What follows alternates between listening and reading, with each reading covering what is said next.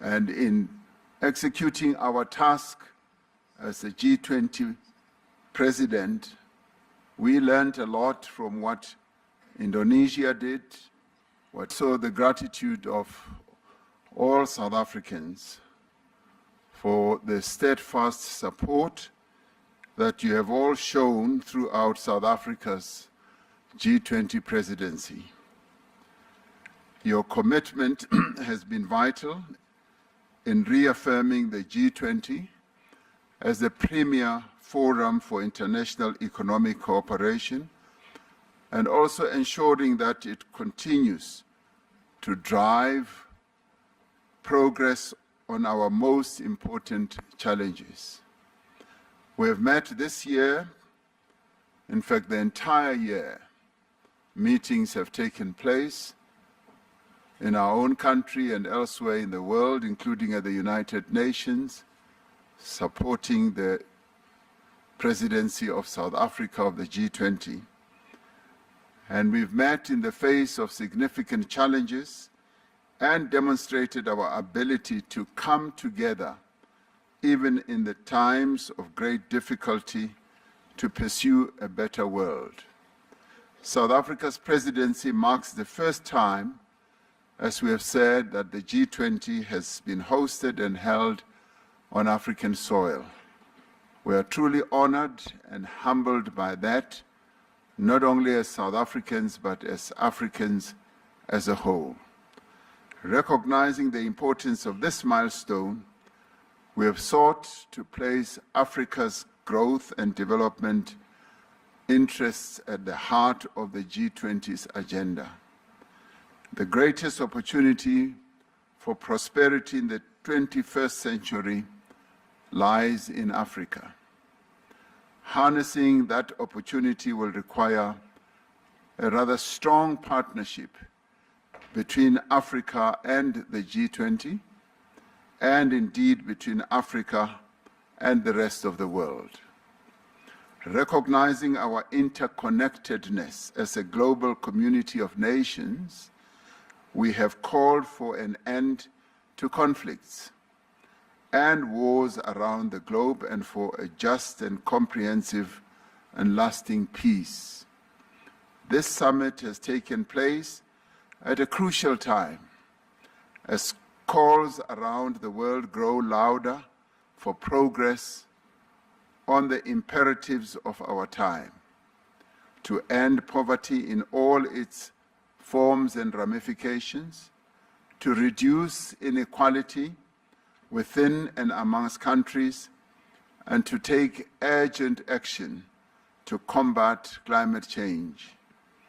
This year, we have recognized the growing debt burden that is faced by many developing economy countries as a major obstacle to achieving the Sustainable Development Goals of the United Nations. The G20 has pledged to extend support to low and middle income countries as they confront debt vulnerabilities. Together, we must create a virtuous cycle of reduced debt, higher public investment, and more rapid and inclusive economic growth. When we become more successful, all of us, then the whole world becomes successful. When we began our presidency, we pledged to mobilize the G20 to strengthen disaster resilience and response. Climate-induced natural disasters spare no country. Disasters know no borders. But their toll is heaviest on those without the means to recover and to rebuild. We therefore called on G20 leaders to urge the global community to scale up post-disaster reconstruction. In this regard, South Africa introduced the high-level voluntary principles for investing in disaster risk reduction and encouraged international collaboration to strengthen investment in preventing and responding to disasters. We've made progress in mobilizing finance for a just energy transition. Climate change touches every nation, but it impacts on everyone unevenly. That is why we have together pledged to increase the quality and the quantity of climate finance to developing economies, to strengthen multilateral development banks, to support country platforms like the Just Energy Transition Partnership, and to unlock private capital.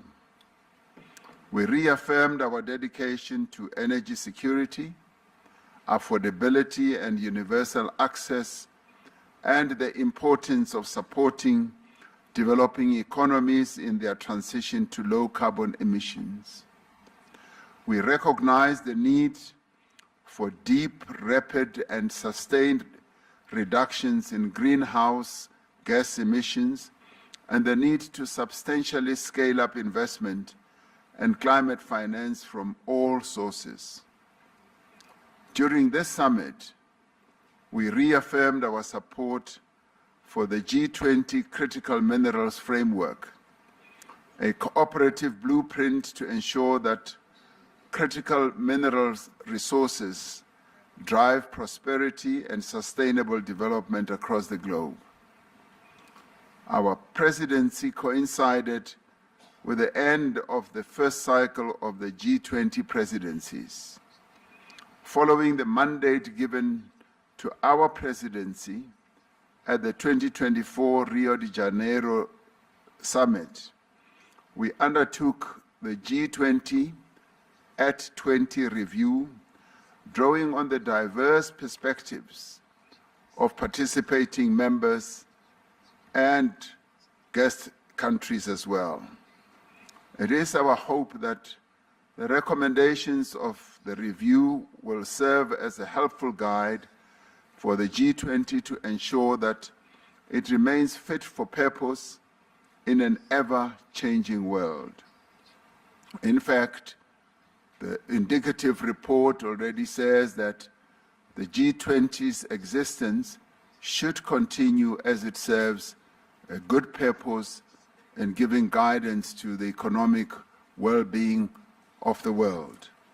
At the heart of our presidency lies a conviction that the G20 must act boldly and act together to create an environment of inclusive growth, an environment of reduced inequality, an environment which will support sustainable development.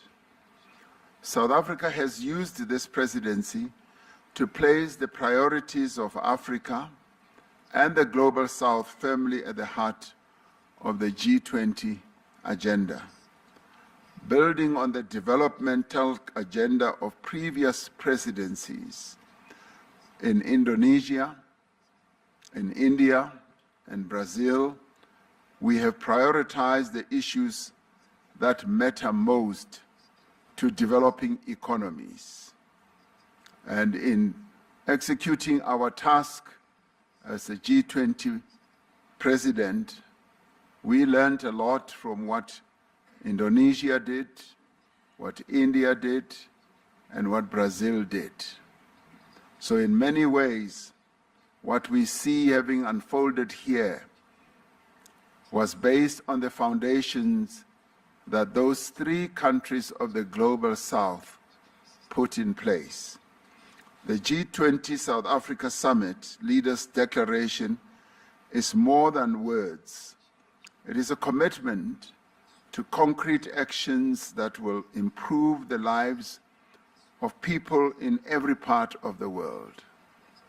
Our agreement on a declaration during this summit demonstrates the value of the G20 as a forum that can facilitate joint action on issues of shared concern.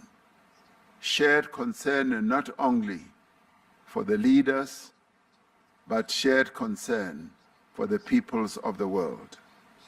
More than that, it reaffirms our renewed commitment to multilateral cooperation, and our recognition that our shared goals outweigh our differences. Together, we must accelerate progress towards the 2030 Sustainable Development Goals of the United Nations and the Pact for the Future. We have laid the foundation of solidarity. Now we must build the walls of justice and the roof of prosperity.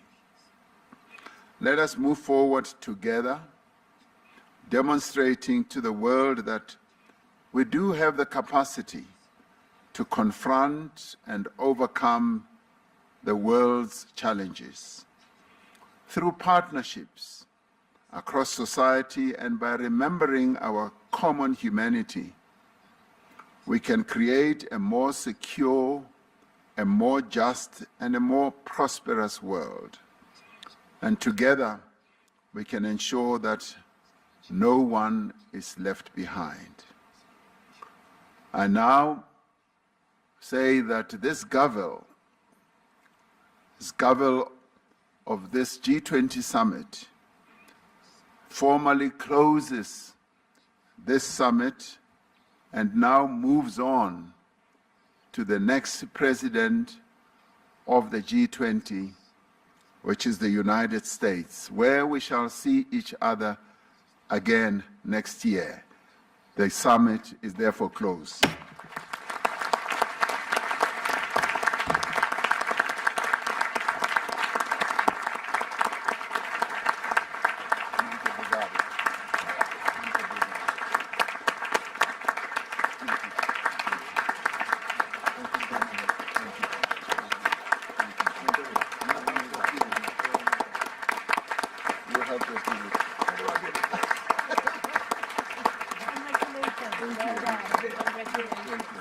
Where is the United States?